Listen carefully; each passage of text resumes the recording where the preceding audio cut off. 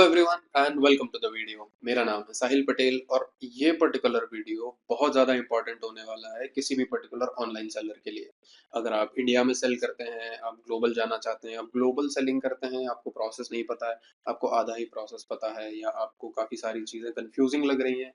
Packing list क्या होता है, इनवॉइस क्या होता है, कमर्शियल इनवॉइस क्या होता है, या फिर बीआरसी किसी ने बोल दिया, एफआईआरसी किसी ने बोल दिया, तो क्या कुछ सारी चीज़ें होती हैं।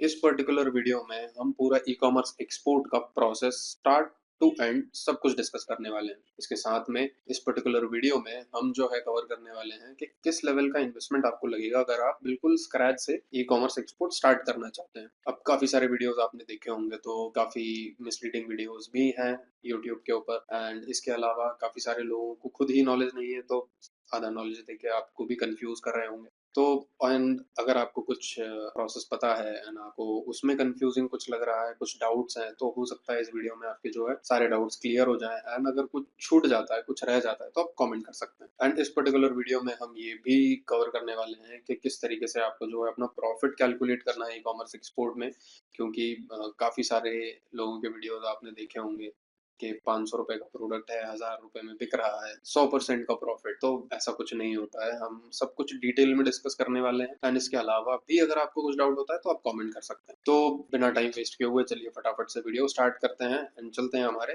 फर्स्ट पॉइंट के ऊपर। तो हमारा सबसे पहला पॉइंट रहने वाला है प्रोडक्ट सिलेक्शन, या फिर आप प्रोडक्ट सिलेक्शन के साथ में मार्केट सिलेक्शन की भी बात कर सकते हैं।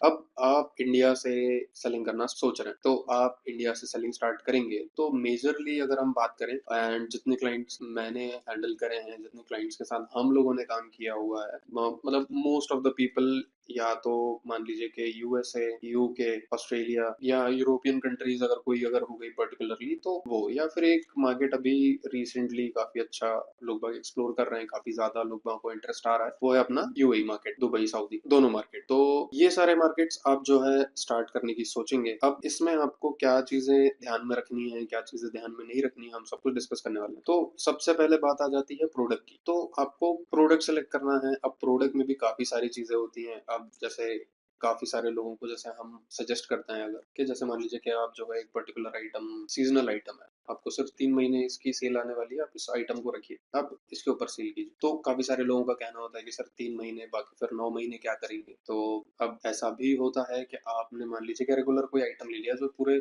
साल भर बिकने वाला है, बट अगर उसकी सेल्स नहीं आती, उसकी कंपटीशन बहुत ज्यादा है, तो उससे बढ़िया है कि आप किसी सीजनल आइटम पे जाएं, 3 महीना बेचें, 9 महीना फिर रिसर्च करें उस चीज के बारे में, और अपना जो शिपमेंट है उसके लिए थोड़ा सा कंपनी से बात कीजिए, शिपिंग कंपनी से रेट लोअर कर दीजिए। अब कुल मिला के बात वो है कि आप अपना जो है कॉस्ट कट कर सकते हैं, उन 9 महीने के अंदर आप और प्रोडक्ट एक्सप्लोर कर सकते हैं। लेकिन वो 3 महीना, जो मान लीजिए कि सितंबर के बाद अक्टूबर, नवंबर, दिसंबर, 3 महीना यूएस मार्केट में इतनी बेहतरीन तरीके से सेल होती है, मतलब एंड मैक्सिमम टाइम पे सारी के सारी गिफ्टिंग आइटम्स या फिर डेकोर आइटम, वो प्रोडक्ट्स होते हैं जो बहुत ज्यादा अच्छा परफॉर्म करते हैं।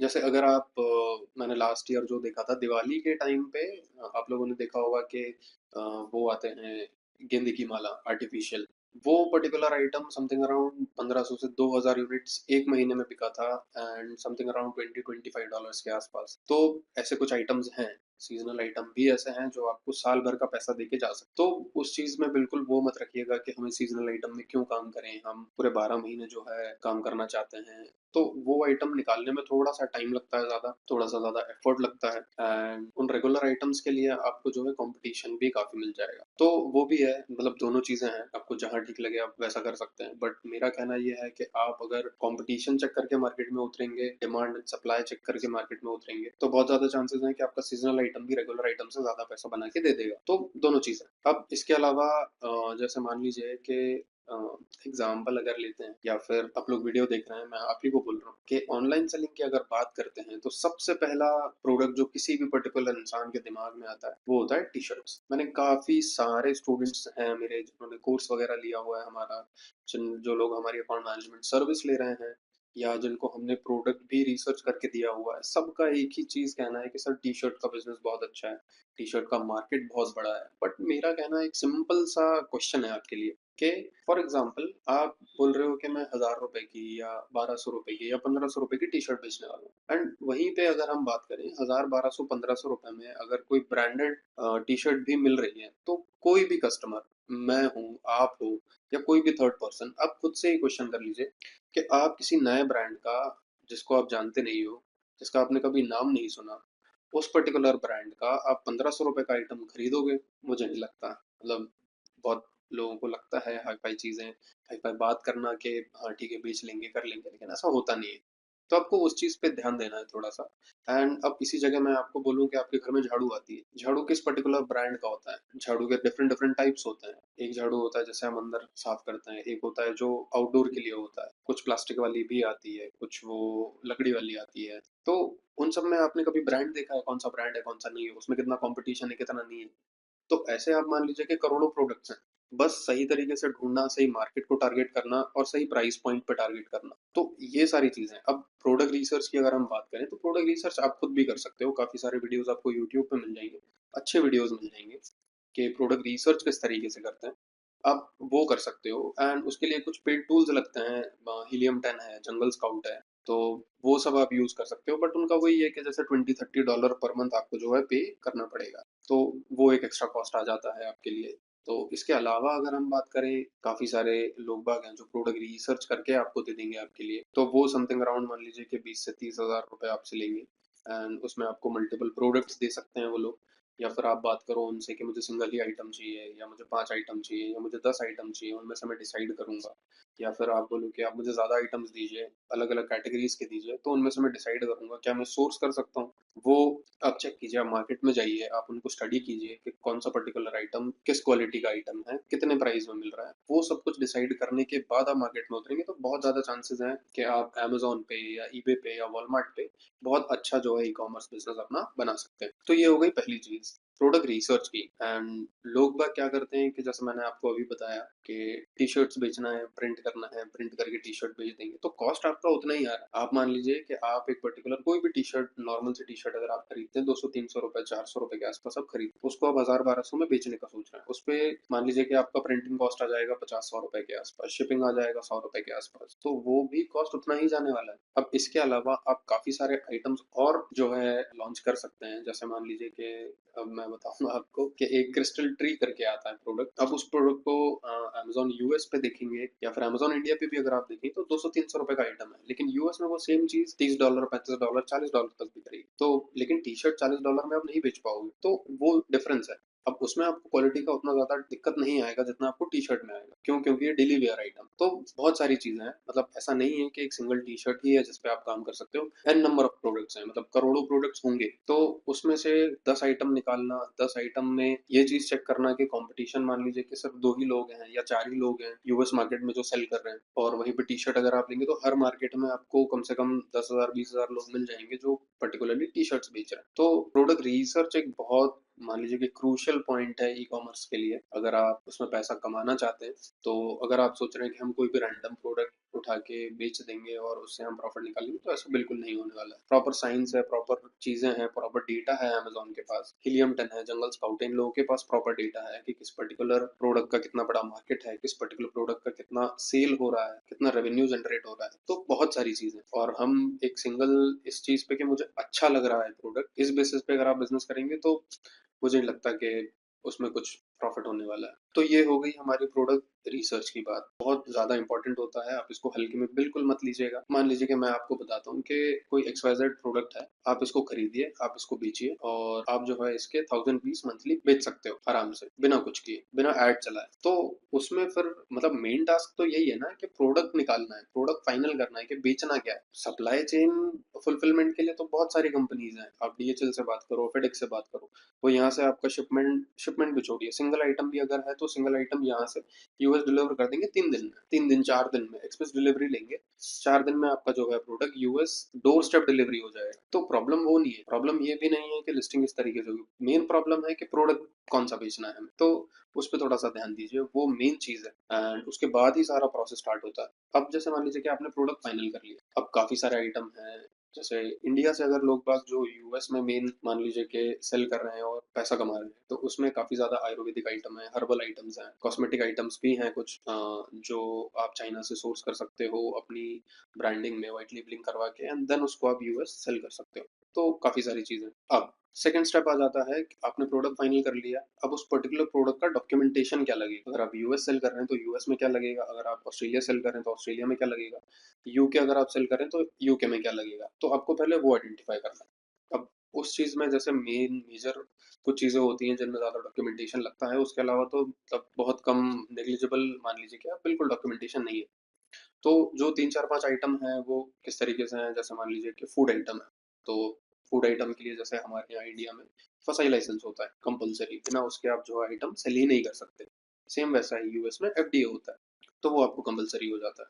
अब वहां से फिर जो है इन्वेस्टमेंट बढ़ना स्टार्ट हो जाता है। अगर आप फूड प्रोडक्ट बेचने का सोच रहे हैं तो समथिंग अराउंड 20-30 हज़ार के आसपास में आपको जो है एफडीए मिलने वाला है। यूके में उसके लिए एक अलग डॉक्यूमेंट होता है, ऑस्ट्रेलिया में उसके लिए अलग होता है, तो हर कंट्री के लिए आपको अलग अलग लेना पड़ेगा। तो वो चीज़ है। फूड आइटम हो गया, कॉस्मेटिक्स के लिए भी सेम बहुत ज़्यादा डॉक्यूमेंटेशन लगता है। लिक्विड अगर आइटम है कुछ भी तो लिक्विड आइटम के लिए भी डॉक्यूमेंटेशन लगता है। एंड इसके अलावा मान लीजिए कि बच्चों के प्रोडक्ट्स हैं, खिलौने हैं, बुक्स हैं, स्टेम प्रोडक्ट्स हैं, बहुत सारे आइटम्स हैं। अब अपैरल की भी अगर बात करें तो उसमें भी एक्स्ट्रा डॉक्यूमेंटेशन लगता है। तो बच्चों के लिए भी काफ़ी ज़्यादा अमेज़न कोई भी प्लेटफ़ॉर्म कोई कोई भी मार्केट प्लेस हो गया, अमेज़न हो गया, ईबे हो गया, वॉलमार्ट हो गया, हर जगह आपसे डॉक्यूमेंटेशन माँगा जाएगा।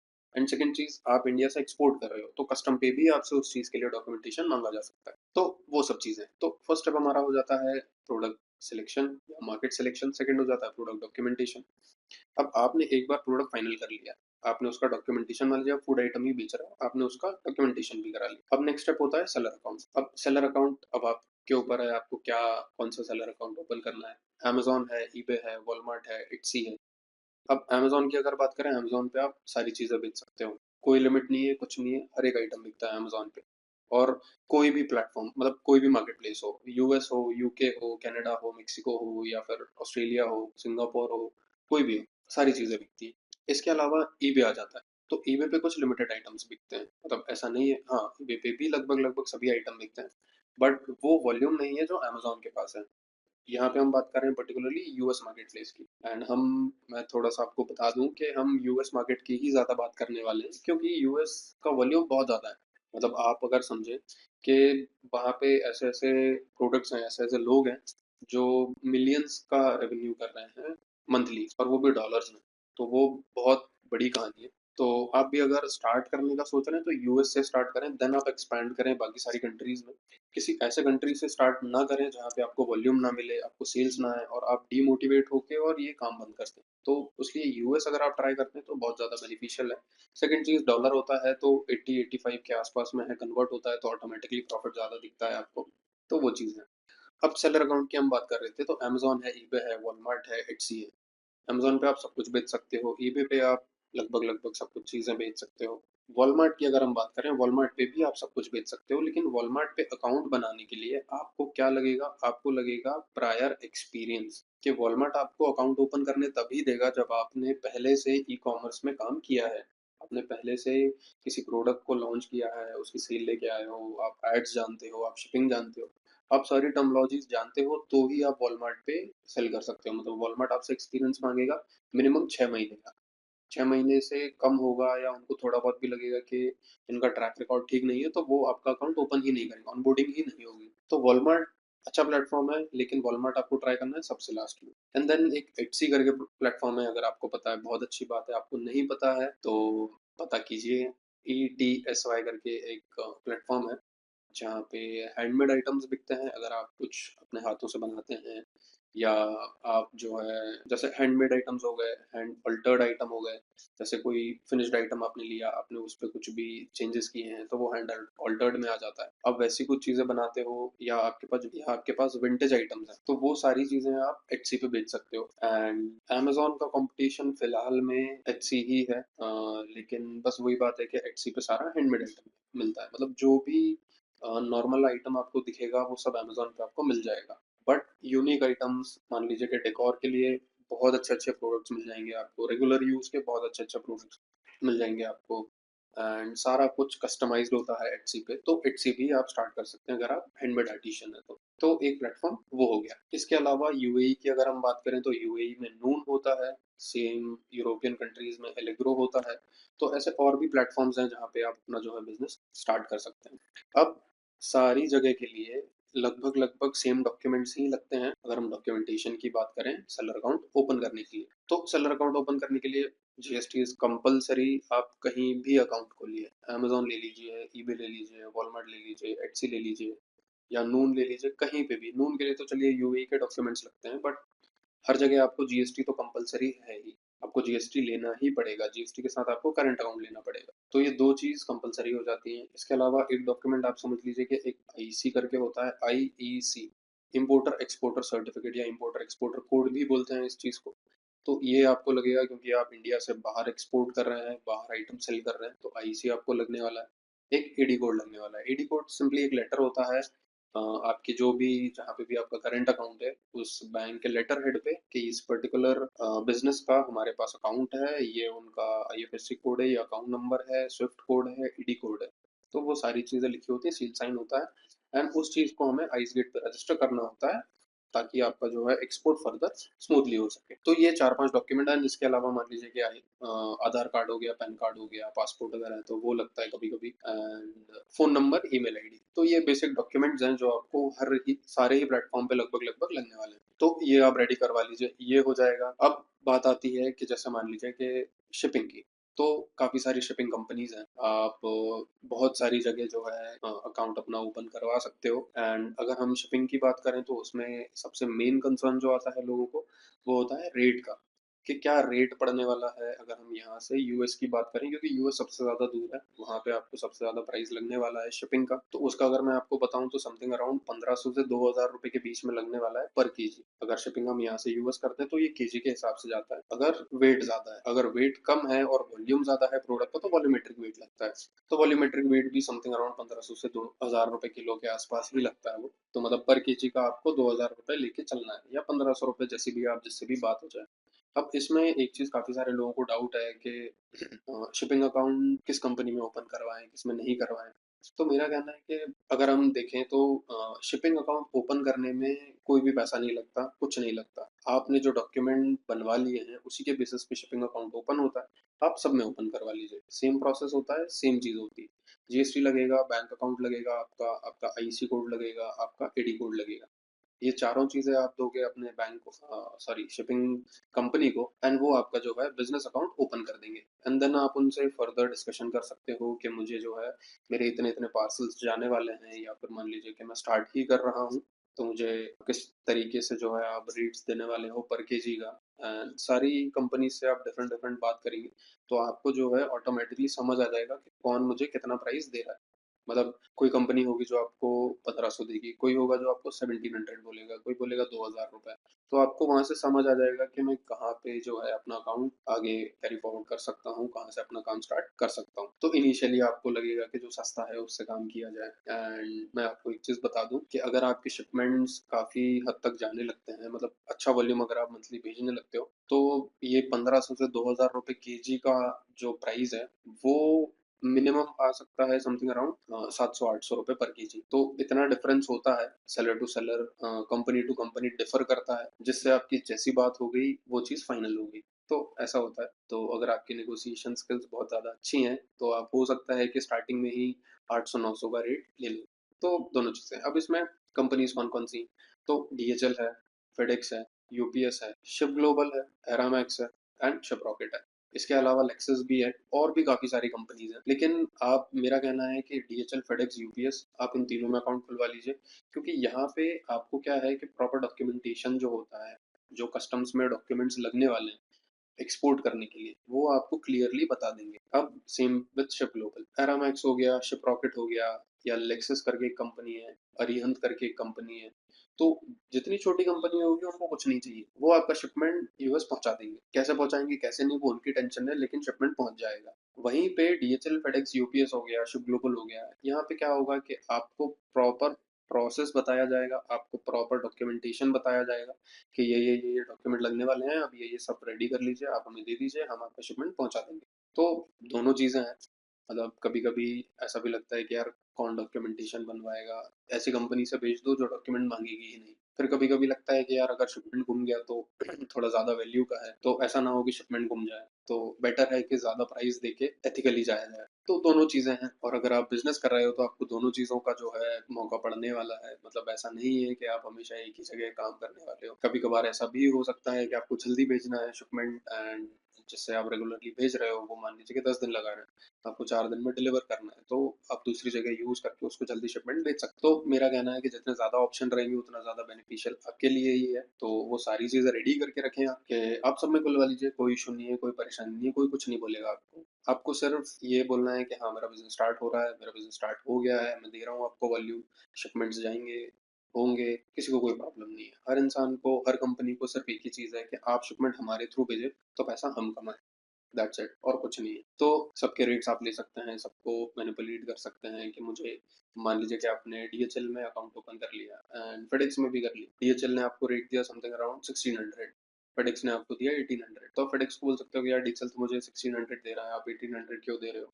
तो आप अगर उससे कम देते हो तो मैं आपसे शिप करना स्टार्ट कर दूंगा। तो वैसे सब बातें करके आप जो है निगोशिएट कर सकते हो उनसे बढ़िया तरीके से, एंड वो लोग कम कर देते हैं, कोई इशू नहीं रहता उसमें। तो ये हो जाता है हमारा शिपिंग का प्रॉब्लम सॉल्व। अब इसमें भी CSV 4, CSV 5 कमर्शियल शिपमेंट्स अलग अलग चीजें होती हैं। तो इसमें आपको ध्यान देना है कि आपको जो है सारे शिपमेंट्स अपने CSV 5 में भेजने हैं। CSV 5 में अगर आप भेजेंगे तो आपको जो है प्रॉपर शिपिंग बिल मिलने वाला है। अगर आप सैंपल मोड CSV 4 में भेज देंगे तो आपको शिपिंग बिल नहीं मिलेगा, एंड देन वो पेमेंट जो आपके पास आएगा वो रियलाइज नहीं होगा। तो थोड़े से प्रॉब्लम है उसमें, बट हाँ, आपको ट्राई करना है कि आपको CSV 5 में भेजना है सारे शिपमेंट्स। तो एक चीज वो हो जाती है। अब इसके बाद नेक्स्ट स्टेप आता है अपना प्रोडक्ट शूट का। और जैसे मैंने आपको बताया था कि एक स्टार्टिंग पॉइंट हमारा होता है प्रोडक्ट सिलेक्शन का, जो बहुत ज़्यादा इंपॉर्टेंट होता है। उसी लेवल का प्रायोरिटी हमें देना पड़ता है प्रोडक्ट फोटो शूट पे, क्योंकि आप एक चीज़ समझिए, काफ़ी सारे लोग ये बोलते हैं कि आप फ़ोन से फ़ोटो क्लिक करके डाल दीजिए, आप एडिट कर लीजिए, खुद कर लीजिए। आप कर सकते हो, कोई इश्यू नहीं।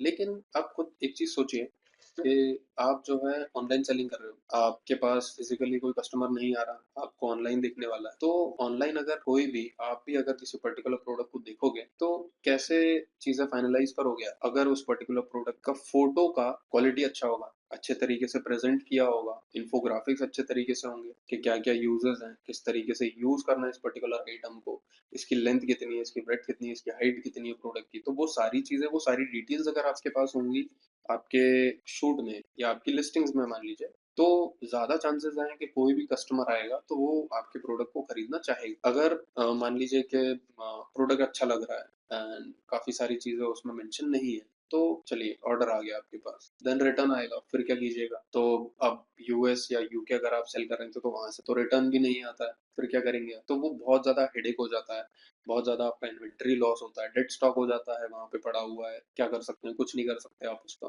तो प्रोडक्ट शूट एक ऐसी चीज है, आपको प्रॉपर प्रोफेशनल से ये चीज करवानी चाहिए मेरे हिसाब से। हाँ, अगर आप स्टार्ट कर रहे हैं, आपको लग रहा है कि यार अभी इनिशियली इतना बड़ा इन्वेस्टमेंट हमें नहीं करना है, तो ठीक है, कोई इशू नहीं है। आप फोन से फोटो क्लिक कर लीजिए, थोड़ा सा एडिट अच्छे से कर लीजिए। काफी सारे एआई टूल्स भी आ गए हैं, आप उनके थ्रू आप जो है बढ़िया सा अपना फोटोज बना के एंड जो है प्रेजेंट कर सकते हैं। क्योंकि एक चीज आपको समझनी पड़ेगी कि अगर आप ऑनलाइन सेलिंग कर रहे हो तो मेन चीज क्या है? इकलौती चीज जो लोग बाग देख सकते हैं वो है आपके फोटोज और वीडियोस। उसी के बेसिस पे जो है वो डिसीजन लेने वाले हैं कि ये प्रोडक्ट हमें खरीदना है या नहीं खरीदना है। तो वहां पे आपको जो है आपकी सबसे ज्यादा मेहनत करनी है, कितने अच्छे तरीके से आपके प्रोडक्ट को प्रेजेंट कर सकते हो। तो वो सब चीजें, तो फोटो वीडियो के साथ में आप क्या कर सकते हो कि आप अपने सोशल मीडिया चैनल्स बना सकते हो, सोशल मीडिया हैंडल्स आप सारे के सारे, जो भी आप ब्रांड बना रहे हो उस पर्टिकुलर ब्रांड का, फेसबुक बना लीजिए, इंस्टाग्राम बना लीजिए। इसके अलावा टिकटॉक वगैरह अगर आप यूज़ कर सकते हो तो वो कर लीजिए।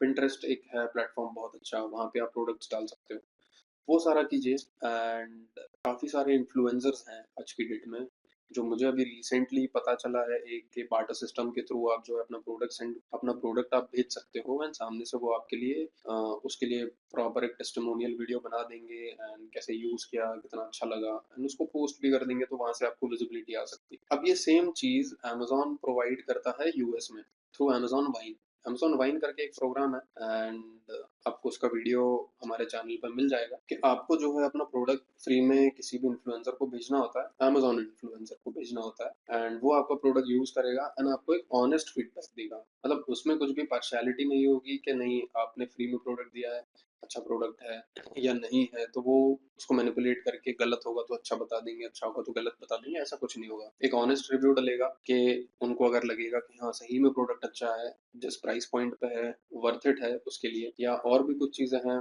काफ़ी लाइफ आसान कर दिया है, जो भी फीचर्स हैं, यूजेस हैं, वो अच्छे तरीके से प्रेज़ेंट होगा, तो वो चीज़ आप भी कर सकते हो। अमेज़न यूएस के लिए तो वाइन प्रोग्राम है ही, वहाँ पे आपको ये चीज़ मिल जाती है। लेकिन अगर आप मान लीजिए कि इंडिया में सेल कर रहे हो या यूएस में ही अगर आप सेल कर रहे हो, तो यूएस के इन्फ्लुएंसर से आप बात कर सकते हो कि जो पर्टिकुलर नीश में है या पर्टिकुलर कैटेगरी में डील कर रहे हैं, आप उनको अपने आइटम्स भेज सकते हो, उनसे रिव्यूज़ ले सकते हो, या अगर वो इस चीज़ के लिए चार्ज भी करते हैं तो कर सकते हो आप वो चीज़, मतलब वो काफ़ी ज़्यादा सेल्स बढ़ाती है लोगों की। तो एक वो चीज़ हो जाती है। तो ये पूरा प्रोसेस है एंड काफ़ी सारी चीज़ें और भी हो सकती हैं इसमें एंड मतलब आप तो एंड कंक्लूजन एक चीज़ समझ लीजिए कि प्रोडक्ट फोटोशूट बहुत इंपॉर्टेंट है।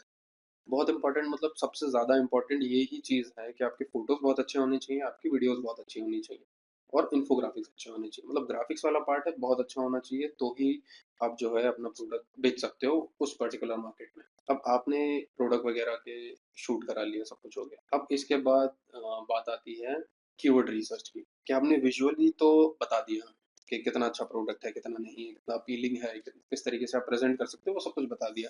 अब इसके अलावा बात आती है कीवर्ड्स की, कि मान लीजिए कि आपने जो है बहुत अच्छा शूट करवाया, बहुत अच्छा शूट है, बहुत अच्छा मतलब बहुत अच्छा शूट है एंड लेकिन फिर भी आपकी सेल्स नहीं आ रही, फिर भी जो है कस्टमर्स आपकी लिस्टिंग तक पहुँच नहीं पा रहे हैं, तो फिर मेन प्रॉब्लम आ सकती है कीवर्ड्स के ऊपर। आपको जो है कीवर्ड रिसर्च करना है प्रॉपर एंड इसके लिए भी काफ़ी सारे टूल्स होते हैं, सेम हीलियम 10 है, जंगल स्काउट है, एएमजी स्काउट है, एएमजी ब्लास्ट करके एक है, तो बहुत सारे टूल्स हैं। इसके अलावा जो है आप अमेज़न का अगर आपके पास अकाउंट है तो अमेज़न के अंदर भी आप चेक कर सकते हो, वहाँ से आपको काफ़ी ज़्यादा डेटा मिल जाएगा कि किस पर्टिकुलर प्रोडक्ट, किस पर्टिकुलर कैटेगरी में कौन सा particular keyword high search volume का है, किस पे ज़्यादा कन्वर्जन्स हैं, वो सारी चीज़ें आपको जो है उन टूल्स के थ्रू मिल जाएगी। तो वो डेटा बहुत ज़्यादा इंपॉर्टेंट हो जाता है अगर आपको फोटोज़ को अगर हम साइड कर दें, अगर आपके प्रोडक्ट को आपको रैंक कराना है अमेज़न के प्लेटफ़ॉर्म पे या वॉलमार्ट हो गया या ईबे हो गया, तो आपको बहुत ज़्यादा इम्पोर्टेंट हो जाता है कि प्रॉपर कीवर्ड रिसर्च किया जाए, उन पर्टिकुलर कीवर्ड से टाइटल बनाया जाए, फिर जो कीवर्ड्स बच रहे हैं उन पर्टिकुलर कीवर्ड से आप बुलेट पॉइंट्स डालेंगे, फिर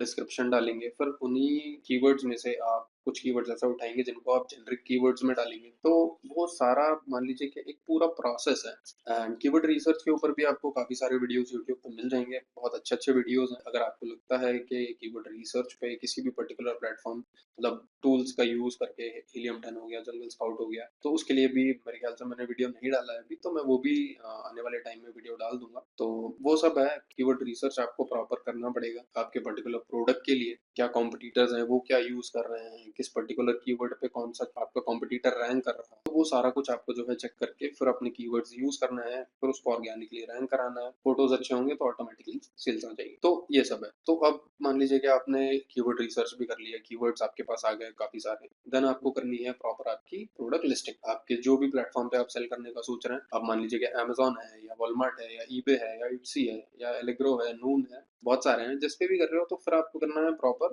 प्रोडक्ट लिस्टिंग। प्रोडक्ट लिस्टिंग में क्या चैलेंजेस आते हैं कि जैसे मान लीजिए कि आपने कीवर्ड्स निकाल लिए, एक लिस्ट निकाल ली आपने बहुत बड़ी। मान लीजिए कि आपको लग रही है कि ये 50 कीवर्ड जो हैं, ये बहुत अच्छे हैं, अब इनको यूज़ करना है, तो कैसे करेंगे? तो वो भी एक टास्क होता है। अब जैसे अमेज़न का अगर मैं बात करूँ तो काफ़ी सारी कैटेगरीज़ में 150 कैरेक्टर्स की लिमिट होती है कि उससे ज़्यादा आप टाइटल में नहीं डाल सकते। कई जगह 200 कैरेक्टर की होती है, कहीं पे 250 भी होता है। तो उस चीज़ को आपको मैनेज करना है कि आप भी वही यूज़ करोगे, आपका कॉम्पिटिटर भी उतना ही लेंथ यूज़ करेगा। किस तरीके से आप अच्छे तरीके से यूज़ कर सकते हो, आप उसको ऑप्टिमाइज़ कर सकते हो कि कौन-सा कीवर्ड में डालना है, नहीं डालना है, किसको हमें नीचे रखना है, टाइटल में क्या रखना है, बुलेट पॉइंट में क्या रखना है, तो बहुत सारी चीज़ें। तो फिर आपको प्रोडक्ट लिस्टिंग करनी है। प्रोडक्ट लिस्टिंग आप तरीके से करेंगे, आप अपना ग्राफ़िक वाला पार्ट लिस्टिंग के अंदर रखेंगे, ए प्लस कंटेंट हो जाता है जहाँ पे अमेज़न की अगर हम बात करें एंड इसके अलावा वॉलमार्ट पे भी होता है बट एट्सी पे तो अभी नहीं है, ईबे पे है। ईबे पे आप अपना स्टोर वगैरह डाल सकते हो। तो जितने अच्छे तरीके से प्रेज़ेंट करोगे आपका ऑनलाइन स्टोर, अब जैसे अमेज़न पे है तो अमेज़न पे आप ए प्लस कंटेंट डाल सकते हो। तो ए प्लस कंटेंट में क्या-क्या आ जाता है, आपका ए प्लस आ जाता है, बेसिक, प्रीमियम ए प्लस भी आ गया है अभी। इसके अलावा आप ब्रांड स्टोरी डाल सकते हो कि आपका ब्रांड का स्टोरी क्या है प्रॉपर, एंड वहाँ पे अपने दूसरे प्रोडक्ट्स भी शोकेस कर सकते हो। इसके अलावा ब्रांड स्टोर आ जाता है अमेज़न पे, सेम वॉलमार्ट पे भी ब्रांड स्टोर आ जाता है, एट्सी पे भी स्टोर आ जाता है, ईबे पे भी स्टोर है। तो सारी जगह पे स्टोर आपको मिल जाएगा, एंड आप जितने अच्छे तरीके से अपने स्टोर को बना सकते हो, जितना बढ़िया आप प्रेज़ेंट कर सकते हो, जितने ज़्यादा आइटम आप वहाँ पे रखोगे, उतने ज़्यादा चांसेस हैं कि आपको जो है मल्टी प्रोडक्ट सेल आएगी। तो वो सारी चीज़ें हैं। अब लिस्टिंग्स आपने कर ली, आपने स्टोर बना लिया, आपका फिज़िकल सॉरी आपका वर्चुअल अपीयरेंस बहुत अच्छा हो चुका है। अब नेक्स्ट स्टेप होता है फुलफिलमेंट मेथड। तो अब जैसे आप कर रहे हैं ई-कॉमर्स एक्सपोर्ट, तो बेसिकली 2 तरीके से आप कर सकते हो फुलफिलमेंट की अगर हम बात करें। तो एक तरीका होता है कि आप जो है एक बड़ा शिपमेंट बनाओ एंड आप जो है अमेज़न के वेयरहाउस में रख दो। यूएस में, यूके में, ऑस्ट्रेलिया में, हर जगह इनके वेयरहाउसेज़ हैं। आप जो है यहाँ से मान लीजिए कि कोई भी पर्टिकुलर आप मान लीजिए कि बॉटल्स बेचते हैं। आपने 100 पीसेस का एक शिपमेंट बनाया, आपने यूएस भेज दिया। अब वहाँ से ऑर्डर आएगा तो अमेज़न उसको एक-एक आइटम को पिक करके कस्टमर को डिलीवर कर देगा। तो वो प्रोसेस है, वो चलता रहेगा। उसमें आपको डेली-डेली परेशान नहीं होना है। उसमें आपको एक बार शिपमेंट उठाना है, भेजना है, एंड जैसे ही वो 5-10 क्वांटिटी पे आता है, आप फिर उसको दोबारा बेच सकते हो। तो ये एक तरीका होता है। लेकिन ये एक तरीका सिर्फ अमेज़न और वॉलमार्ट पे होता है। मतलब अमेज़न पे आपको मिल जाएगा अमेज़न एफबीए, वॉलमार्ट पे आपको मिल जाएगा डब्ल्यूएफएस, वॉलमार्ट फुलफिलमेंट सर्विसेज। तो ये 2 ही हैं प्लेटफ़ॉर्म। इसके अलावा आपको ईबे पे नहीं मिलता, एट्सी पे नहीं मिलता, एंड अगर हम यूएई में नून की बात करें तो नून भी मिलता है, लेकिन पहले आपको थर्ड पार्टी यूज़ करना पड़ेगा, देन आपको नून का वेयरहाउस मिलता है। तो वो बहुत लंबा प्रोसेस है, तो वो भी है। एंड अमेज़न पे अगर आप स्टोर करते हो, अमेज़न एफबी अगर आप करते हो, तो अमेज़न के प्रोग्राम्स हैं कि हम उस पर्टिकुलर इन्वेंटरी से आपके, मान लीजिए कि आप सेम प्रोडक्ट अमेज़न पे भी बेच रहे हो, ईबे पे भी बेच रहे हो, वॉलमार्ट पे भी बेच रहे हो, एट्सी पे भी बेच रहे हो, चारों प्लेटफ़ॉर्म पे आपने जो है अपना अकाउंट बनाया हुआ है। एंड पांचवा भी मान लीजिए कि शॉपिफाई आपकी खुद की वेबसाइट है, शॉपिफाई स्टोर आपने बनाया हुआ है, आप वहां से भी सेल कर रहे हो यूएस में। तो उस सिंगल अमेज़न की इन्वेंटरी से आप पांचों जगह के ऑर्डर फुलफिल कर सकते हो। तो ये सारी सर्विसेज भी हैं अमेज़न की। तो इसलिए काफ़ी सारे लोग क्या, मैं खुद पर्सनली, मुझे अमेज़न ज़्यादा ठीक लगता है बाकी सबके मुकाबले, क्योंकि वो काफ़ी ज़्यादा चीज़ें देता है आपको एज़ अ सेलर, आप बहुत सारी चीज़ें कर सकते हो। तो वो सब है। अब एक पार्ट ये हो जाता है कि आप एफबीए कर दो, आप सिंगल शिपमेंट, या फिर जैसे मान लीजिए कि अगर आप ईबे पे भी बेच रहे हो या आप एट्सी पे भी बेच रहे हो, तो आप थर्ड पार्टी वेयरहाउस लेके वहाँ पे स्टोर कर सकते हो और वहाँ से आप जो है शिपमेंट करवा सकते हो। तो वो प्रोसेस है, ऑटोमेशन ही नेक्स्ट स्टेप होता है। अगर आपका बिज़नेस सेटल होने लगता है तो फिर आपको ऑटोमेशन की साइड जाना ही पड़ता है। तो वो सब है, एफबीए है। एंड अगर आपको लग रहा है कि स्टार्टिंग फेज़ में ज़्यादा इन्वेस्टमेंट हो जाएगा, मैं 100 पीस कैसे भेजूँगा? 100 पीस के लिए तो फंड्स ही नहीं है, तो ये सब नहीं करना है, हम सिंगल-सिंगल आइटम भेजेंगे। तो फिर उसको हम बोलते हैं फुलफिलमेंट बाय मर्चेंट या एमएफएन, मर्चेंट फुलफिलमेंट नेटवर्क। तो वो हो जाता है हमारा सिंगल शिपमेंट, हम भेजेंगे आप यहाँ से इंडिया से, एंड आप जो है सिंगल-सिंगल आइटम जो है फुलफिल करेंगे। अपने ऑर्डर्स, आपके पास मान लीजिए कि दिन के 10 ऑर्डर आते हैं, तो आप दिन के 10 ऑर्डर शिप करेंगे। आपके पास अगले दिन 20 ऑर्डर आते हैं, तो आप 20 ऑर्डर शिप करेंगे। तो उस तरीके से प्रोसेस होता है। तो 2 तरीके हैं, एक आप एफबीए कर दो, एक आप सिंगल-सिंगल आइटम यहाँ से भेजो। तो जो भी आपको ठीक लगे आप उस तरीके से काम कर सकते हैं। स्टार्टिंग में अगर आपको लग रहा है, तो मेरा कहना है कि एफबीए अगर आप करते हैं तो आपको लग रहा है 100 पीस ज़्यादा है, 5 पीस का कर दीजिए, कोई इश्यू नहीं है। 5 ऑर्डर आपके पास आते हैं, आप दोबारा फिर कर सकते हैं। 5 ऑर्डर का एफबीए, तो उसमें कोई इश्यू नहीं होता। अब ये हो जाती है हमारी फुलफिलमेंट की बात। मान लीजिए कि हमने सारा कुछ प्रोसेस कर लिया, हमने फुलफिलमेंट मेथड भी सेटअप कर लिया। इसके बाद बात आती है एडवर्टाइजिंग की। तो आपको जो है प्रॉपर एड्स चलाने पड़ेंगे। आपने लिस्टिंग के कीवर्ड्स अच्छे से डाल दिए, अपने फोटोज अच्छे से डाल दिए, अपने ग्राफिक्स का काम बढ़िया कर लिया, आपने सब कुछ करके अब आपको एड्स चलाने हैं। तो एड्स आप स्टार्टिंग में चलाएंगे तो आपको लगेगा कि हाँ चलो ठीक है, मैं एड्स चला रहा हूँ, मेरे पास ऑर्डर्स आ रहे हैं, एड्स चला रहे हैं, ऑर्डर्स आ रहे हैं, एड्स चला रहे हैं, ऑर्डर्स आ रहे हैं। मेन प्रॉब्लम आता है स्केल करने में, कि आपके पास मान लीजिए कि $100 आप स्पेंड कर रहे हैं मंथली, $100 पे आपको जो है मंथली 2000-3000, या मान लीजिए कि 500-700-800 डॉलर की भी सेल अगर आ रही है, तो वो कंसिस्टेंटली आ रही है। अब इसको बढ़ाना है तो फिर आपको थोड़ा सा पैसा एडवर्टीजमेंट में फूकना पड़ेगा, एंड फूकने से मेरा मतलब है कि हाँ लगेगा, क्योंकि अमेजोन पे 3 तरीके के एड्स होते हैं। अभी उन्होंने स्पॉन्सर्ड टीवी भी स्टार्ट कर दिया है, तो टीवी पे भी आप ऐड चला सकते हो। वो सब सेम चीज़ वॉलमार्ट पे भी है, ईबे पे भी है, एट्सी पे भी है, सब पे है। मतलब एड्स में तो आपको पैसा डालना ही पड़ेगा, तभी जाके आपके जो है ऑर्डर्स काफ़ी अच्छे लेवल पे आते हैं। एक बार आपका ब्रांड पर्टिकुलर किसी कस्टमर को पता चल गया, देन आपको ऐड चलाने की ज़रूरत नहीं। लेकिन आपको पता है कि हाँ, चलो इस कस्टमर को हमने आइटम सेल कर दिया, ये रीऑर्डर कर रहा है हमसे, कोई इश्यू नहीं है। तो फिर आपको नए कस्टमर्स के लिए चलाना है।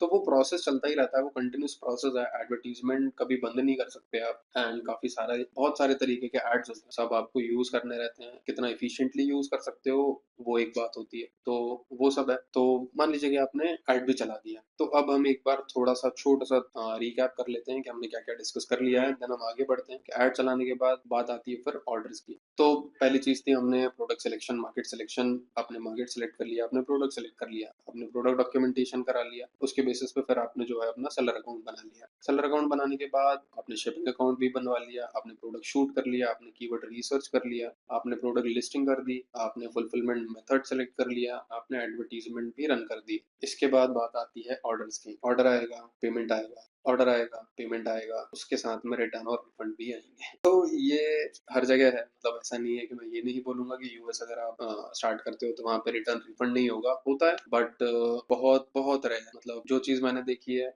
कि समथिंग अराउंड, अगर आपके प्रोडक्ट में दिक्कत नहीं है, अगर आपके प्रोडक्ट में प्रॉब्लम नहीं है, तो आप एक्सपेक्ट कर सकते हो समथिंग अराउंड 5% से कम के रिटर्न्स, उससे ज्यादा नहीं होगा। लेकिन हाँ, कुछ आइटम्स मैंने देखे हैं, मतलब एक पर्टिकुलर ड्रेस था, एक पर्टिकुलर क्लाइंट का हमारे यहाँ, तो उन्होंने बिना चेक किए शिपमेंट भेज दिया समथिंग अराउंड 100 पीसेस का, एंड वहां से ऑर्डर्स भी आए, काफी ज्यादा ऑर्डर्स आए। वो 100 पीस समथिंग अराउंड हमारे 15-16 दिन में खत्म हो गए थे, एंड 10 दिन बाद फिर रिटर्न आना भी स्टार्ट हो गए। तो और सेम प्रॉब्लम सबका, इसकी थोड़ी सी लेंथ ज्यादा है, इस ड्रेस की थोड़ी सी लेंथ ज्यादा है, सारे के सारे ऑर्डर्स हमारे जो है रिटर्न आ गए थे। तो रिफंड चला गया था उनका, कुछ का रिटर्न आया था, बाकी सबका रिफंड चला गया था। तो वो चीज होती है। तो अब जैसे मान लीजिए कि अगर आप एफबीए करते हैं, तो आपको सिंगल सिंगल ऑर्डर शिप करके पैक करने का इशू ही नहीं है। आपने एक बार में शिपमेंट बनाया, भेज दिया, ऑर्डर्स आ रहे हैं, आपको सिर्फ अपने टैब पे देखना है, लैपटॉप पे या फोन पे, कि हाँ मेरे पास ऑर्डर्स आ रहे हैं, पेमेंट आ रहा है, ऑर्डर आ रहे हैं, पेमेंट आ रहा है, शिपमेंट चले जा रहे हैं, कोई इशू नहीं। अगर आप सिंगल सिंगल आइटम भेजते हैं, तो आपको सिंगल आइटम को उठाना है, पैक करना है, उसको शिप करना है, उस पर्टिकुलर की ट्रैकिंग आईडी डालनी है अमेजोन के पोर्टल पे। तो वो सारी चीजें, एंड अगर आपसे शिप डेट मिस हो जाती है, तो फिर लेट डिस्पैच रेट लग जाता है। ऑर्डर डिफेक्ट आता है तो ऑर्डर डिफेक्ट रेट बढ़ जाता है। नेगेटिव रिव्यू आता है तो ऑर्डर डिफेक्ट रेट बढ़ जाता है। अगर आपने ट्रैकिंग सही नहीं डाली है तो वैलिड ट्रैकिंग रेट कम हो जाता है। तो और ये सारी चीजें मैं बात कर रहा हूँ हर पोर्टल पे, अमेज़न हो गया, ईबे हो गया, वॉलमार्ट हो गया, एट्सी हो गया, सब पे है। तो आपको उस चीज़ का ध्यान रखना पड़ता है। मतलब ये काम आपको ही करना पड़ेगा अगर आप सिंगल-सिंगल शिपमेंट भेज रहे हो, क्योंकि इसमें आप किसी और से काम करवाओ और वो उसको गलत कर दे, तो एक्सट्रीम केसेस ऐसे होते हैं। मतलब रेगुलरली अगर आप करोगे ऐसा, तो आपका अकाउंट भी सस्पेंड हो सकता है, तो अच्छा खासा बिज़नेस चलता हुआ बंद हो सकता है। उसको बहुत प्रायोरिटी पे देखना पड़ता है उस सारी चीज़ों को। अब इसके अलावा ये तो हो गया ऑर्डर की बात, पेमेंट की हम बात करेंगे। उसके पहले हम बात कर लेते हैं रिटर्न्स और रिफंड्स की। तो जैसे मैंने बताया कि अगर प्रोडक्ट में दिक्कत नहीं है, प्रोडक्ट ठीक है आपका, आपने चेक किया है, तो 5% से ज्यादा रिटर्न नहीं आएंगे। लेकिन अगर आपने यहाँ से सिंगल सिंगल शिपमेंट्स भेजे यूएस में, आपके पास रिटर्न आता है, कोई रिफंड के लिए बोलता है, तो आपको प्रोडक्ट भी रिटर्न लेना है। तो वो कैसे करोगे आप? मतलब यूएस से आइटम वापस इंडिया तो नहीं आए, तो उसके लिए हमारे काफी सारे क्लाइंट्स हैं जिनको हमने वो सर्विसेज दिलवा रखी है कि थर्ड पार्टी वेयर हाउसेज होते हैं, यूएस में है, यूके में है, ऑस्ट्रेलिया में है, मतलब लगभग लगभग हर जगह होते हैं। तो आपको उनको कॉन्टैक्ट करना होता है, एंड समथिंग अराउंड $30 से $40 वो लोग लेते हैं मंथली। एंड मान लीजिए कि आपके महीने के 10 ऑर्डर रिटर्न आ, और एक पर्टिकुलर आइटम का प्राइस मान लीजिए कि समथिंग अराउंड 10, 15, $20 का है, तो वो आपका जो $30, $40 लगने वाला है थर्ड पार्टी वेयर हाउस के लिए, वो वर्थ इट हो जाता है अगर आपके 10 ऑर्डर जो रिटर्न आते हैं, वो आप उनको दोबारा प्रोडक्ट को किसी नए कस्टमर को शिप करवा दो, अगर उनमें कोई प्रॉब्लम नहीं है। तो कई बार ऐसा भी होता है कि लोगों ने खरीद लिया, आया तो फिर पसंद नहीं आया तो उसको रिटर्न कर दिया। तो उस केस में प्रोडक्ट ठीक है, प्रोडक्ट में कोई प्रॉब्लम नहीं है, बस ये है कि जो भी कस्टमर था उसने गलती से ले लिया, अब पसंद नहीं आ रहा, वापस कर दिया, यूज नहीं किया। लेकिन तो उस पर्टिकुलर आइटम का आप क्या करोगे, मतलब उस केस में क्या करोगे? तो उस चीज के लिए होता है थर्ड पार्टी वेयर हाउस। आप थर्ड पार्टी वेयर हाउस ले सकते हो, वहां पे जो है आप रिटर्न एड्रेस उसका डाल सकते हो, तो जो भी कस्टमर रहेगा वो उसको रिटर्न वहां पे कर देगा। जो भी थर्ड पार्टी वेयर हाउसेस वाले लोग होंगे वो आपको पर्टिकुलरली फोटो वीडियो उस प्रोडक्ट के भेज देंगे, आप चेक कर सकते हो, आपको लग रहा है ठीक है, तो आप उसको दोबारा किसी नए कस्टमर को शिप करवा सकते हो। तो ये भी एक प्रोसेस होता है अगर हम ई-कॉमर्स एक्सपोर्ट में हैं तो। एंड अगर आप एफबीए करते हैं तो इन सारी चीज़ों की परेशानी नहीं होती है फिर आपको, क्योंकि अगर रिटर्न आता है तो अमेज़न की टीम जाती है, रिटर्न पिकअप करती है, लेके आपके यहाँ इन्वेंट्री में वापस रख देती है। अगर आइटम सही है तो वैसा का वैसा आगे रखा जाता है और किसी नए कस्टमर को चला जाता है। लेकिन अगर ऐसा होता है कि वो आइटम फुलफिलेबल नहीं है, डैमेज्ड है या कुछ भी एक्सवाइजेड हो गया, तो फिर वो अनफुलफिलेबल कंडीशन में आपको जो है उसको या तो डिस्ट्रॉय करना पड़ता है या आपको उसे मंगवाना पड़ता है किसी रिटर्न एड्रेस पे। तो वो 2-3 चीज़ें हैं, तो वो करना पड़ता है फिर आपको। अगर आप एफबीए करते हैं तो मतलब एक तरीके से बहुत ज़्यादा बेनिफिशियल होता है। अगर आप एफबीए करते हैं तो रिटर्न्स वगैरह, रिफंड्स वगैरह आपको इन सब के चक्करों में पड़ना ही नहीं रहता। अब पेमेंट की बात करते हैं। आपके पास ऑर्डर आया, ऑर्डर शिप कर दिया, आपके पास पेमेंट आया। तो पेमेंट सारे प्लेटफ़ॉर्म्स पे साफ-सीधा हिसाब है। अमेज़न है तो अमेज़न के वॉलेट, मतलब वॉलेट टाइप होता है। अमेज़न के पास आपका पेमेंट आता है एंड देन अमेज़न से आपके बैंक अकाउंट में आ जाता है। अगर आप इंडिया से भी कर रहे हो ये सब काम यूएस पोर्टल पे, तो यूएस में आपके पास डॉलर्स आए, अमेज़न उसको कन्वर्ट करके इंडियन करेंसी में आपके बैंक अकाउंट में इंडिया में डिपॉज़िट कर देगा। ये अमेज़न का प्रोसेस होता है। ईबे की, वॉलमार्ट की, इट्सी की, ये 3 प्लेटफ़ॉर्म जो हैं, ये 3 प्लेटफ़ॉर्म यूज़ करते हैं pioneer as a payment gateway. तो आपके पास पेमेंट आता है, जैसे ईबे पे पहले आपके पास ईबे पे पेमेंट आएगा, देन ईबे से वो ट्रांसफ़र होगा पायोनियर में। पायोनियर से फिर वो ट्रांसफ़र होता है आपके बैंक अकाउंट में कन्वर्ट होके।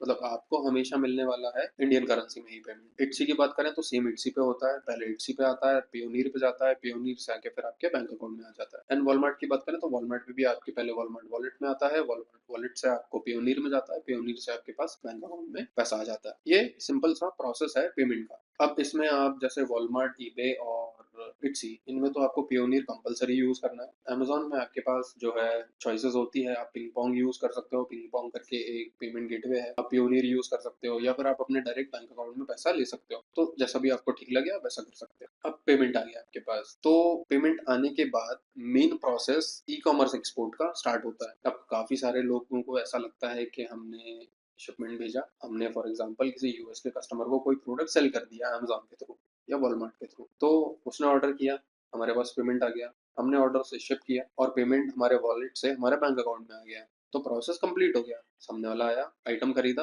हमने पैसा लिया, प्रोडक्ट दिया, बस खत्म। लेकिन ऐसा नहीं होता है। इंडियन गवर्नमेंट के रूल्स हैं, रेगुलेशंस हैं, आरबीआई की गाइडलाइंस हैं कि अगर आप एक्सपोर्ट कर रहे हो, ईपीडीएमएस एक पोर्टल है जहाँ पे जब आप शिपमेंट करते हो यहाँ से, तो जैसे ही कस्टम क्लियरेंस इंडिया से होता है तो वहाँ पे एक एंट्री स्टार्ट होती है कि आपने इस पर्टिकुलर बिजनेस ने इतने वैल्यू का शिपमेंट किया है यूएस में। अब उस डेट से आपके पास 9 महीने होते हैं पेमेंट वापस, मतलब पेमेंट लेने के लिए। तो आपके पास मान लीजिए कि 1.5 से 2 महीने के आसपास में पेमेंट आ जाता है, आपके पास पेमेंट आ गया, तो अब आपको वो सारा प्रोसेस करवाना पड़ता है कि वो कस्टम पे जो हमारा एंट्री ओपन हुआ था वो क्लोज करना है। तो उसका प्रोसेस क्या होता है, तो उसका क्या होता है कि सबसे पहले तो आपको लेना पड़ता है एक एफआईआरसी, जो आपने सुना भी होगा काफी सारे लोगों से और आप कंफ्यूज हुए होंगे कि यार एक्सपोर्ट कर दिया, पेमेंट आ गया, अब एफआईआरसी क्यों लेना है, बीआरसी क्यों लेना है, क्या होता है क्या नहीं होता है, तो उस पर भी बात कर लेते हैं। एफआईआरसी होता है फॉरेन इनवर्ड रेमिटेंस सर्टिफिकेट। जिस भी पर्टिकुलर बैंक ने या जिस भी पर्टिकुलर इंस्टीट्यूट ने आपका फॉरेन करेंसी लिया, उसको कन्वर्ट किया और आपके बैंक अकाउंट में इंडियन करेंसी में दिया, तो जिस भी बैंक ने कन्वर्ट किया वो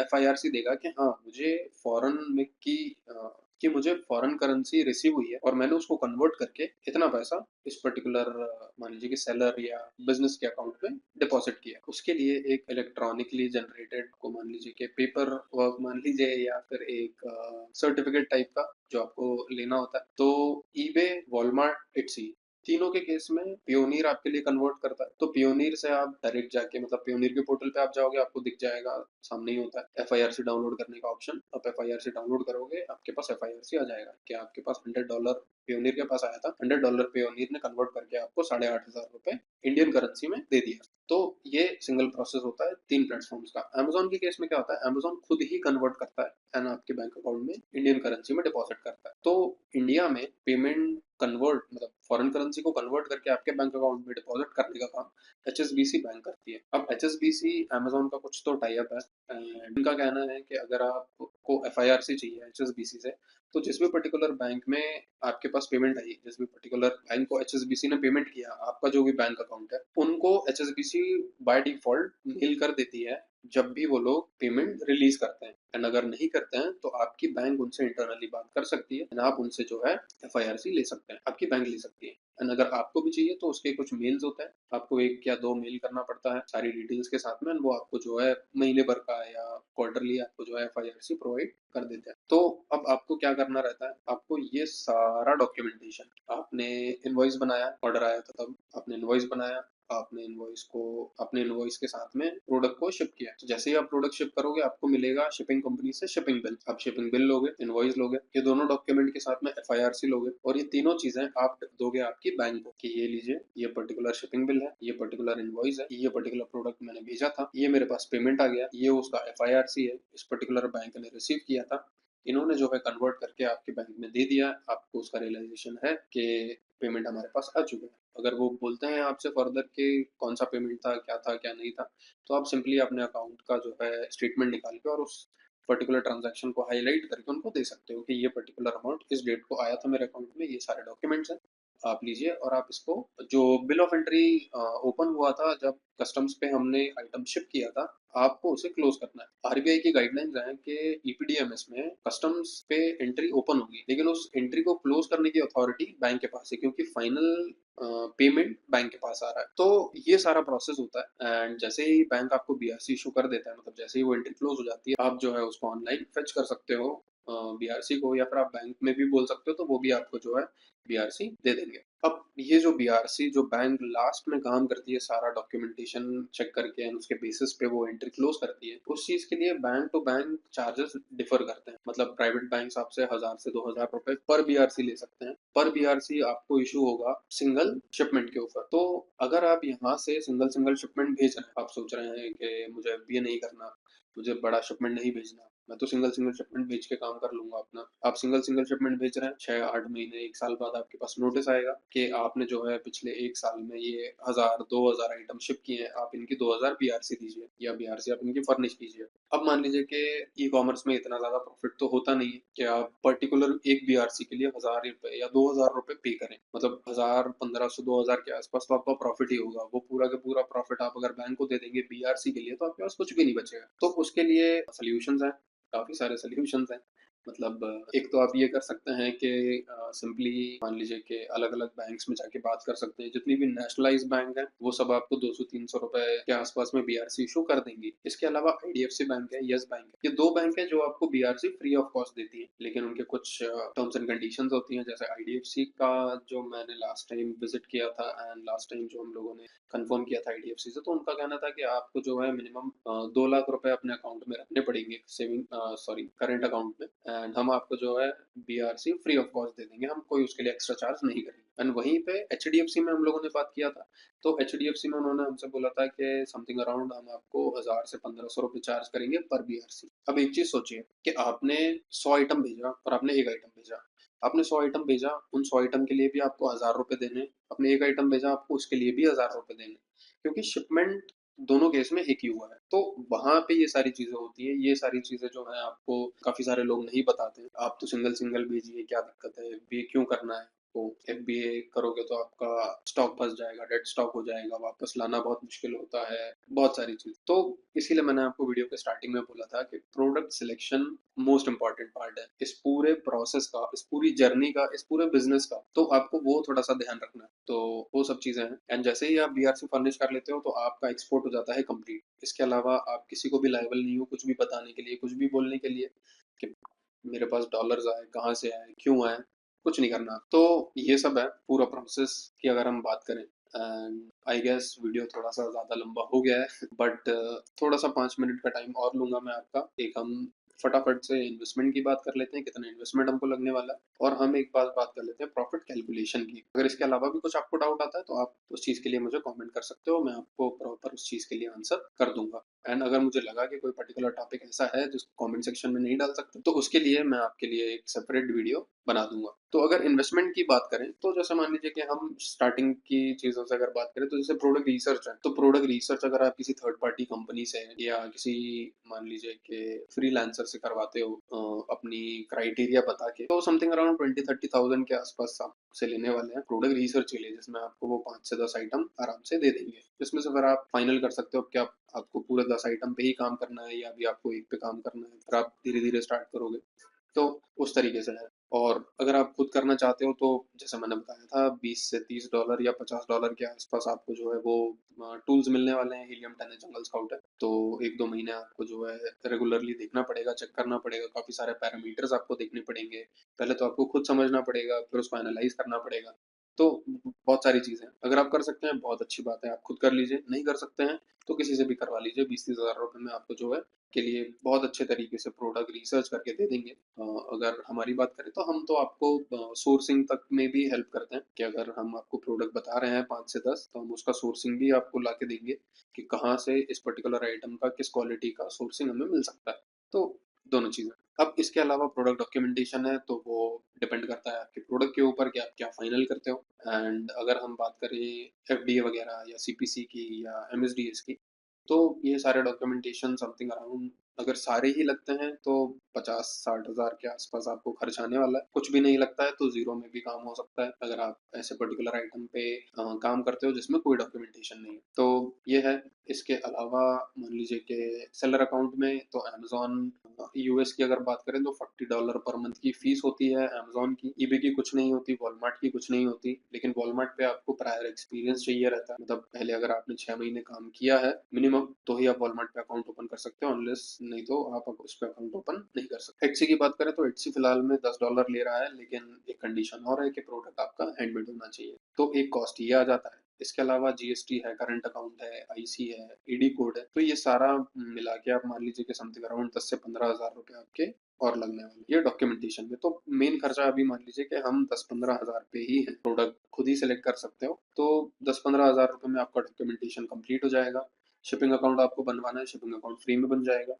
अगर आप एफबीए करते हो तो प्रोडक्ट के ऊपर है, कितना वेट है, क्या डायमेंशन है, उस हिसाब से आपको शिपिंग लगने वाली है। एंड अगर आप MFN single single item ship करने वाले हो तो फिर तो कोई इशू है ही नहीं उसमें। इसके बाद अगर हम बात करें फिर प्रोडक्ट शूट की, तो प्रोडक्ट शूट के लिए बहुत सारी कंपनीज हैं, अलग अलग काम करती हैं। मतलब आपको मिल जाएगा कि कोई आपको 400 रुपए में भी बोल के और आपसे प्रोडक्ट मंगवा लेगा और शूट करके दे देगा, और कहीं कहीं पे आपको 40 हज़ार भी लग जाएंगे। तो डिपेंड करता है कि आपको किस तरीके का काम चाहिए, किस तरीके का वीडियो चाहिए, किस तरीके के फोटो चाहिए, इन्फोग्राफिक्स चाहिए, तो उस तरीके से आप काम कर सकते हो। मतलब इसका भी मैं आपको कुछ फिक्स नहीं बता सकता है कि इस पर्टिकुलर प्राइस पॉइंट में आपका जो है काम बहुत अच्छे से हो जाएगा। बट हाँ, ये चीज़ आपको मैनेज करनी पड़ेगी, आपको कंफर्म करना पड़ेगा। काफ़ी सारे लोग हैं, मतलब हमारे पास हैं कुछ लोग जो आई गेस 2-3 हज़ार रुपए लेते हैं एंड सारा कुछ काम करके दे देते हैं। बट वही बात है कि डिपेंडिंग अपॉन द कस्टमर के उनको क्या चाहिए। अगर उनको कुछ पर्टिकुलर डिफरेंट यूजीसी वीडियोस चाहिए तो वो उसके लिए एक्स्ट्रा चार्जेस करते हैं लोग। तो वैसा है। तो प्रोडक्ट शूट की बात हो गई, फिर एफबीए की बात हो गई। एड्स की अगर बात करें तो एड्स आप मान लीजिए कि मैं आपको ये सारी चीज़ें इसलिए बता रहा हूँ कि अगर आप इन फ्यूचर स्टार्ट करने वाले हैं या आप स्टार्ट कर चुके हैं तो आपको क्या क्या चीज़ों का ध्यान रखना है, क्या क्या चीज़ें लगने वाली हैं इस पर्टिकुलर प्रोसेस में, तो वो सब आप पहले से स्टार्ट कर लें, पहले से करवा लें। एंड जैसे मान लीजिए कि अगर आप स्टार्ट करने की सोच रहे हैं तो आपने जैसे मान लीजिए कि सारा काम पहले से स्टार्ट कर लिया एंड आज आपने अपना अकाउंट स्टार्ट किया तो विद इन 7 डे आपका सारा प्रोसेस कंप्लीट हो जाएगा। तो उतनी तेजी से काम होता है अगर हमने सब कुछ पहले से प्लान किया हो। एड्स की बात करें तो एड्स में $5 से $10 स्टार्टिंग हम लेके चलते हैं। मतलब इतना तो मिनिमम आपको लगेगा ही लगेगा। इसके बाद आप इसको बढ़ा सकते हैं जिस तरीके से रिटर्न आता है आपके पास। बट हाँ, $5-10 तो कहीं भी नहीं जाएगा, इतना तो लग जाएगा आपको। फिर थर्ड पार्टी अगर आप वेयरहाउस लेते हैं तो वो तो बात की बात है, लेकिन फिर भी अगर हम उस कॉस्ट को भी लेके चलें तो $30 to $40 ये हो जाता है मंथली। इसके अलावा पीआरसी की अगर हम बात करें तो वो फिर आपके बैंक पे डिपेंड करता है। अगर आपने नेशनलाइज्ड बैंक में खुलवाया हुआ है तो ₹300 पर बीआरसी लगेगा। एचडीएफसी अगर है तो 1000 से 2000 रुपए लेगा वो सेम चीज़ के। एंड अब इसके अलावा वो भी आ जाता है कि आप सिंगल शिपमेंट कर रहे हैं या बल्क में शिपमेंट कर रहे हैं। अगर आप 50-100 आइटम एक साथ भेज रहे हैं तो आपका कॉस्ट वहाँ पे डिवाइड हो जाएगा। अगर आप सिंगल आइटम भेज रहे हैं तो वो सिंगल आइटम के लिए लगने वाला है। तो दोनों चीज़ें तो अगर मोटा मोटा देखें तो कुछ नहीं तो कम से कम आपको 40-50 हज़ार के आसपास लग जाएगा सिर्फ सेटअप करने के लिए। सिर्फ सेटअप की मैं बात कर रहा हूँ। काफ़ी सारी चीज़ें होती हैं, ऐसा नहीं होता है कि प्रोडक्ट सेलेक्ट कर लिया। मतलब हैं काफ़ी सारे लोग जो बोल रहे हैं कि ₹100 का आइटम मिल रहा है इस पर्टिकुलर वेबसाइट पे, ₹100 का आइटम खरीदो, ये पर्टिकुलर आइटम 200 में बिक रहा है, तो 100% प्रॉफिट मार्जिन। तो 100% प्रॉफिट मार्जिन जैसा कुछ नहीं होता। आप बोलिएगा उनको कि आप खुद करके दिखाइए एक बार 100% प्रॉफिट मार्जिन, फिर हम बात करते हैं। तो 40-50 हज़ार आपको यहाँ लग जाएगा। एंड अगर आप प्रॉपर प्रोडक्ट के साथ में एफबीए सेटअप के साथ में प्रोडक्ट शूट के साथ में अगर हम बात करें तो उस केस में मिनिमम 4 से 5 लाख का इन्वेस्टमेंट जाने वाला है, मिनिमम। मैं मिनिमम की बात कर रहा हूँ। 4-5 लाख रुपए जाएगा ही जाएगा एंड आपको रिजल्ट दिखने वाला है 2 से 3 महीने के बाद। क्योंकि स्टार्टिंग के 2-3 महीने तो आपको सेटअप करने में, इनिशियल विजिबिलिटी लाने में, एड्स चलाएँगे, आप ऑर्गेनिकली रैंक करेंगे, आपके कॉम्पिटिटर्स भी हैं। तो ऐसा नहीं होगा ना कि आपने आज अपना नया प्रोडक्ट डाला और कल को आप नंबर 1 पे हो। तो टाइम लगेगा थोड़ा-सा, क्योंकि कोई है सेलर जो पिछले 2 साल 3 साल से बेच रहा है सेम आइटम, तो उसको बीट करने के लिए आपको उतने रिव्यूज भी लगेंगे, आपको उतनी सेल्स भी लगेगी, तो वो कैसे आएगी? तो थोड़ा सा टाइम लगता है उन सब चीज़ों में, तो वो सब है। तो इन्वेस्टमेंट की फाइनल कंक्लूजन 40-50 हज़ार सेटअप के लिए लगेगा। मतलब 40-50 हज़ार सेटअप इन द सेंस कि आप स्टार्ट कर सकते हो 40-50 हज़ार रुपए से, लेकिन ऐसा नहीं है कि 40-50 हज़ार रुपए आप लगा के और अगले दिन से बोलो कि मेरे पास पैसा आना चाहिए, तो ऐसा बिल्कुल नहीं होने वाला, टाइम लगेगा उसमें। और आप फुल फ्लेज अगर काम करना चाहते हो तो 4-5 लाख रुपए का इनिशियल इन्वेस्टमेंट लगेगा इस पर्टिकुलर बिजनेस में। लेकिन हाँ, मैंने काफी सारे लोग बाग देखे हैं ऐसे, हमारे कुछ स्टूडेंट्स हैं जिन्होंने कोर्स लिया हुआ था एंड मतलब पार्ट टाइम स्टार्ट किया था इसको, साथ में पैसिव इनकम लेके कि चलो साथ में एक इनकम हो जाएगी, इसको इन्वेस्ट कर देते हैं, चलते हैं, करते हैं काम। एंड अभी वो अपना जॉब वॉब छोड़ के proper full time e commerce कर रहे हैं। तो वैसे भी लोग हैं, बस अपना डेडिकेशन आपको भी दिखाना पड़ेगा इस पर्टिकुलर बिजनेस में। तो वो सब है। एंड अगर अब हम बात करें प्रॉफिट मार्जिन की, तो जैसे मैंने आपको बताया स्टार्टिंग के 2-3 महीने तो लगेंगे आपको इनिशियली सब कुछ सेटअप करने में। जैसे अगर कुछ डॉक्यूमेंटेशन वाले प्रोडक्ट्स हैं जिनमें एफडीए लगता है या जिनमें सीपीसी लगता है, एमएसडीएस लगता है, तो उन केसेस में तो हो सकता है आपकी लिस्टिंग्स भी ब्लॉक होंगी, इनएक्टिव होंगी। देन आपको उनको प्रॉपर समझाना पड़ेगा अमेज़न की टीम को कि आपको क्या डॉक्यूमेंट चाहिए, किस तरीके से चाहिए। अब उसमें भी काफ़ी सारी चीज़ें होती हैं कि अगर आप यूएस में बेच रहे हो तो आपके पैकेजिंग पे कहीं पे भी हिंदी वर्ड नहीं होना चाहिए या किसी और लैंग्वेज में नहीं होना चाहिए, प्रॉपर इंग्लिश ही होना चाहिए चारों साइड। तो बहुत सारी रिक्वायरमेंट्स ऐसे और भी आती हैं, काफ़ी सारी प्रॉब्लम्स भी आती हैं। तो वो सब कुछ आपको टैकल करने में, सब कुछ समझने में लगभग 1-2 महीना, 3 महीना लग जाएगा। तब जाके आपकी लिस्टिंग्स एकदम स्मूथ हो जाएँगी कि हाँ, अब कुछ प्रॉब्लम नहीं आने वाली है। अब किसी भी चीज़ को लेके जो है लिस्टिंग हमारी इनएक्टिव नहीं होगी। क्योंकि आपने डाल दिया अपनी लिस्टिंग्स में 100% गारंटी या 100% कुछ भी XYZ कि 100% हम गारंटी लेते हैं इस पर्टिकुलर चीज़ के लिए या उस पर्टिकुलर चीज़ के लिए, तो वो सारे वर्ड्स आप यूज़ नहीं कर सकते हो अमेज़न पे। अमेज़न की स्ट्रिक्ट गाइडलाइंस है कि आप किसी भी चीज़ को क्लेम नहीं कर सकते हो। ये बोल सकते हो कि हाँ, ये इस चीज़ को बूस्ट करती है, एनहांस करती है, ऐसा करती है, वैसा करती है। लेकिन जहाँ आपने 100% लिखा या कुछ भी उस तरीके का वर्ड यूज़ किया, तो लिस्टिंग इनएक्टिव हो जाती। तो वो सब है। अब प्रॉफिट मार्जिन की हम बात कर रहे थे। तो जैसे मान लीजिए कि आपने ₹500 का एक आइटम फाइनल किया, इर्रिस्पेक्टिव कि उसमें कुछ डॉक्यूमेंटेशन नहीं लग रहा है, नॉर्मल सा प्रोडक्ट है। मान लीजिए कि कुछ लेदर आइटम है या कुछ जूट आइटम है या टेक्सटाइल आइटम है, जिसमें कुछ डॉक्यूमेंटेशन नहीं लग रहा। ₹500 जो है आपने उसका, 500 से कम ही होगा, ₹500 के आसपास हम मान लीजिए ₹500 उसका आपको कॉस्ट आ रहा है। जो आप प्रोडक्ट खरीद रहे हो वो ₹500 का आप खरीद रहे हो और सेलिंग प्राइस मान लीजिए हमने रख रखी है $40। तो $40 आज की डेट में होगा समथिंग अराउंड ₹3400, 3400। अब 3400 में से 20% आप माइनस कर दीजिए अमेज़न का कमीशन, तो अमेज़न का कमीशन गया 20%, समथिंग अराउंड ₹700। 700 ये गया, तो आपके पास बचा कितना? 400, 300, 2700। अब 2700 में से हम माइनस कर देते हैं ₹500 जो हमारा प्रोडक्ट कॉस्ट है, तो ये आ जाएगा हमारे पास 2200।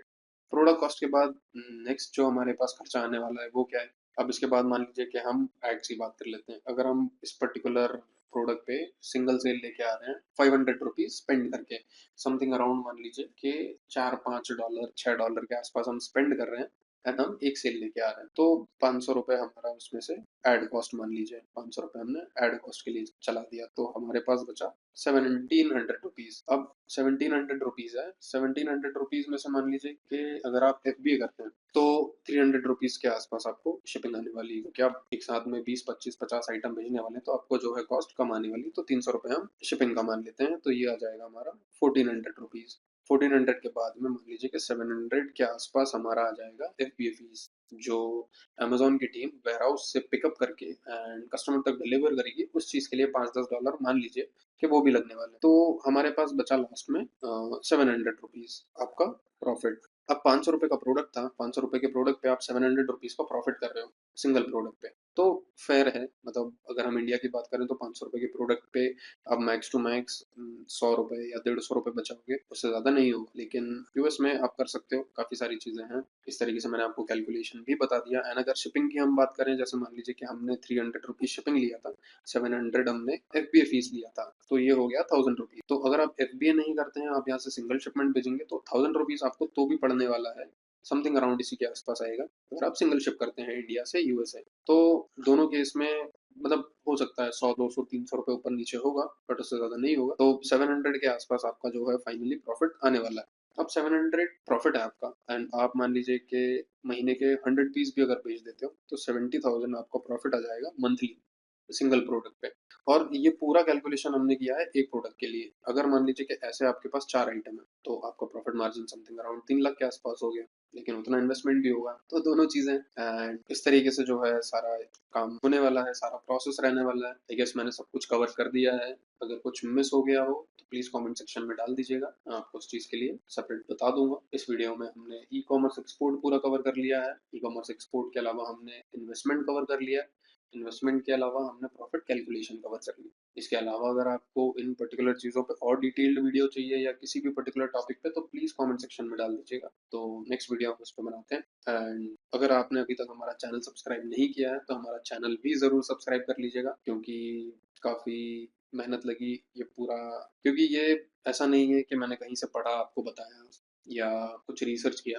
ये सारा के सारा एक्सपीरियंस बेस्ड है, मतलब हमने जिस तरीके से काम किया है ओवर द ईयर्स, हमने जिस तरीके से हमारे प्रोडक्ट सेल किए हैं एंड उन पर्टिकुलर प्रोडक्ट्स पे हमें किस तरीके की कॉस्टिंग आई है, कहाँ पे क्या हो सकता है एंड इसके अलावा भी अभी और भी काफ़ी सारे चेंजेस आ रहे हैं प्लेटफॉर्म्स पे सेलिंग में। मतलब अभी इंडियन गवर्नमेंट भी काफ़ी सारी चीज़ें चेंजेस कर रही है। मतलब CSB 5 का जो स्लैब था पहले 5 लाख रुपए का था, अब 10 लाख का हो गया है। तो 10 लाख तक का शिपमेंट आप भेज सकते हो CSB 5 में, उसके लिए आपको कमर्शियल नहीं जाना पड़ेगा। तो बहुत सारी चीज़ें हैं, लेकिन जो भी चेंजेस आते हैं इस चैनल पे आपको सब मिल जाएगा एंड इसके अलावा भी अगर आपको कुछ लगता है तो आप नीचे आपको नंबर दिख रहा होगा, आप इस पे कांटेक्ट कर सकते हो हमें। तो इस पर्टिकुलर वीडियो में इतना ही, हम मिलते हैं नेक्स्ट वीडियो में, तब तक के लिए हैप्पी सेलिंग।